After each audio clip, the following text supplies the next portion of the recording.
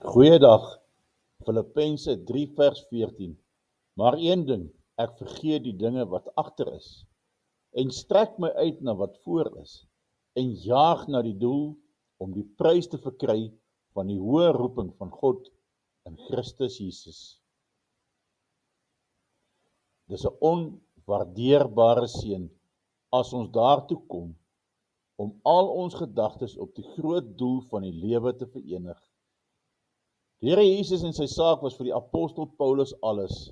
Hy was nie verdeel tussen die wêreld en die Here nie. Nee, die Here Jesus het die eerste plek in sy liefde en sy hart ingeneem. Hy het so onder die indruk van die oneindige waarde van Christus en sy koninkryk verkeer, dat niks anders by hom iets getel het nie. Paulus het sy gedagtes en sy hart op die Heiland gekonsentreer, soos 'n hardloper sy oog hou op die wenpaal, en daarin hardloop met al die vaart waaroor hy beskik. Daarom sê Paulus, hy vergeet die dinge wat agter is, en strek hom uit na die dinge wat voor lê, en jaag na die wenpaal, om die prys te kry van die hoë roeping van God in Christus Jesus.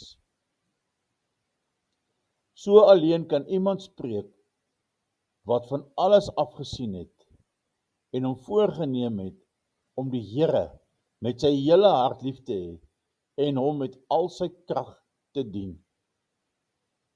Hiertoe is ons geroep om die Here lief te hê met ons hele hart, met ons hele verstand en met al ons kragte.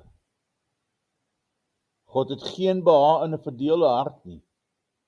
Die Here Jesus het gesê dat alleen as ons gewillig is om van alles afstand te doen, ons sy disippels kan wees.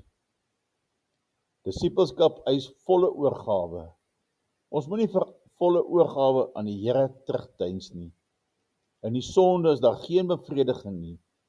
Die dinge van die wêreld is maar net van verbygaande aard. Om deur en deur ware Christen te wees, bring geen verlies nie, maar heerlike wins. Dit bring geen droefheid nie, maar onuitspreeklike vreugde.